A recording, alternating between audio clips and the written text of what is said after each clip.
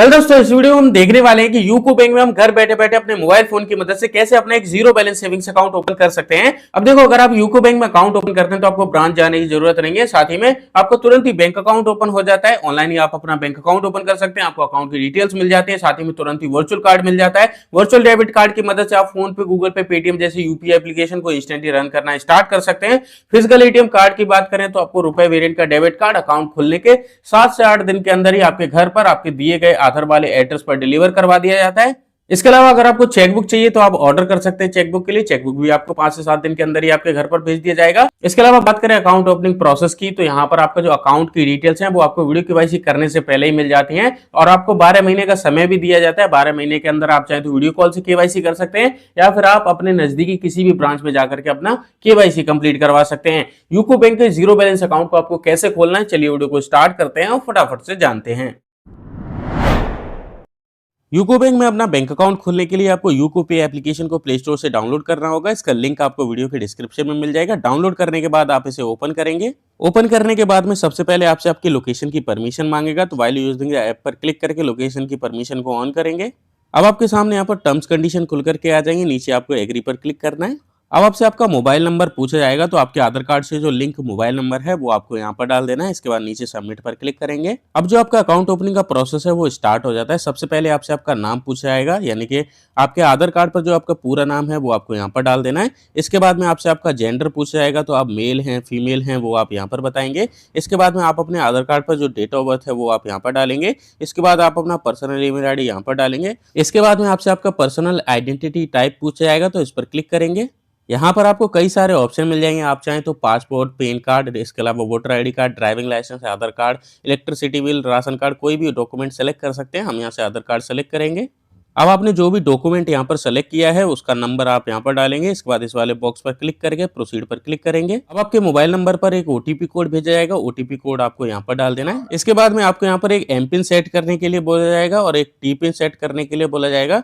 तो M pin वो password होता है जिससे आप मोबाइल बैंकिंग एप्लीकेशन में लॉगिन करेंगे और ट्रांजेक्शन पिन जिससे कि आप ट्रांजेक्शन करना स्टार्ट कर पाएंगे। अब आपको एम पिन बनाने के लिए सबसे पहले 4 अंक का पासवर्ड आप यहाँ पर क्रिएट करेंगे, उसे दोबारा से एज इट इज यहाँ पर फिल कर देंगे, आपका एम पिन बन जाएगा। इसके अलावा टी पिन बनाने के लिए 4 अंक का पासवर्ड आप यहाँ पर डालेंगे और कंफर्म करने के लिए यहाँ पर उसी को दोबारा से एंटर कर देंगे। याद रखेंगे टी पिन और एम पिन अलग अलग होना चाहिए। इसके अलावा यहाँ पर आपसे सिक्योरिटी क्वेश्चन पूछा जाएगा, तो आप अपने मन पसंदीदा कोई भी सिक्योरिटी क्वेश्चन यहाँ से सेलेक्ट करेंगे। इसके बाद में उसका आंसर आप यहाँ पर टाइप करेंगे और प्रोसीड पर क्लिक करेंगे। अब आपने जो अभी एम पिन बनाया था वो एम पिन आपको यहाँ पर डालना है। इसके बाद लॉगिन पर क्लिक करेंगे। अब आपके सामने कुछ इस तरह का इंटरफेस खुल करके आ जाएगा। हमारा जो वॉलेट है वो यहाँ पर सक्सेसफुली क्रिएट हो चुका है। अब हमें अपना बैंक अकाउंट खोलना है, तो नीचे की साइड आपको ओपनिंग इंस्टेंट अकाउंट का ऑप्शन मिलेगा। नीचे आपको क्लिक हेयर का ऑप्शन मिल जाएगा, आपको इस पर क्लिक करना है। अब आपको यहाँ पर वो सभी डिटेल्स शो करी जाती हैं जो अभी आपने फिल करी है, जैसे कि आपका नाम, मोबाइल नंबर, ईमेल आईडी। यहाँ पर रेफरल कोड पूछा जाएगा, इसे आप खाली छोड़ेंगे। डायरेक्ट ही आपको नेक्स्ट पर क्लिक करना है। अब आपको यहाँ पर अपना आधार कार्ड नंबर एंटर करने के लिए बोला जाएगा, वो आपको यहाँ पर डाल देना है। नेक्स्ट पर क्लिक करेंगे।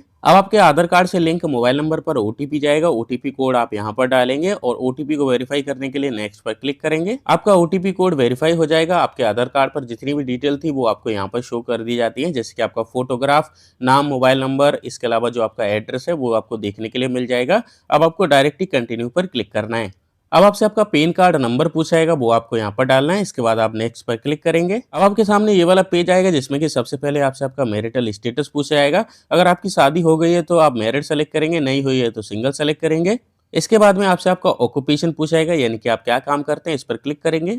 यहाँ पर आपको कई सारे ऑप्शन मिल जाएंगे, जैसे कि अगर आप फीमेल हैं, हाउसवाइफ हैं तो होम मेकर हाउसवाइफ वाले ऑप्शन को सेलेक्ट करेंगे। रिटायर हो चुके हैं तो रिटायर पर्सन सेलेक्ट करेंगे। आपका कोई बिजनेस है तो यहाँ पर बिजनेसमैन सेलेक्ट कर सकते हैं। अगर आप दुकान वगैरह चलाते हैं तो आप यहाँ सेल्फ एम्प्लॉयड सेलेक्ट करेंगे। हम यहाँ से सेल्फ एम्प्लॉयड वाले ऑप्शन को यहाँ से सेलेक्ट करेंगे। इसके बाद में आपसे आपकी एनुअल इनकम पूछी जाएगी, तो इस पर क्लिक करेंगे। यहाँ पर आपको बताना होगा कि आप साल भर में कितने पैसे कमा लेते हैं। जैसे कि मान लो आप 1 लाख रुपए से कम कमाते हैं साल भर में, तो आप यहाँ से इसे सेलेक्ट करेंगे। अगर आप 1 लाख से 5 लाख कमाते हैं तो वो आप यहाँ से सेलेक्ट कर लेंगे। अब आपसे यहाँ पर आपकी कास्ट पूछी जाएगी, तो आपको इस पर क्लिक करना है। यहाँ पर आपको मल्टीपल ऑप्शन मिलेंगे, जैसे कि जनरल, एसटी, ओबीसी जो भी हैं आप अपने हिसाब से यहाँ से सेलेक्ट करेंगे। अब आपसे यहाँ पर कम्युनिटी पूछी जाएगी, तो इस पर क्लिक करेंगे। आप यहाँ पर हिंदू, मुस्लिम, सिख, ईसाई, जैन जो भी हैं अपने हिसाब से यहाँ पर सेलेक्ट कर लेंगे। सभी डिटेल को कंप्लीटली फिल करने के बाद में आपको नेक्स्ट पर क्लिक करना है। अब आपसे नॉमिनी डिटेल फिल करने के लिए बोला जाता है, तो नॉमिनी वह होता है अगर आपको कुछ भी हो जाता है तो नॉमिनी आपके बैंक अकाउंट से बचा हुआ अमाउंट विड्रॉल कर सकता है। नॉमिनी ऐड करने के लिए सबसे पहले नॉमिनी का नाम डालेंगे, डेट ऑफ बर्थ डालेंगे, रिलेशन में बताएंगे आप किसको नॉमिनी बना रहे हैं, फादर को, मदर को, ब्रदर को।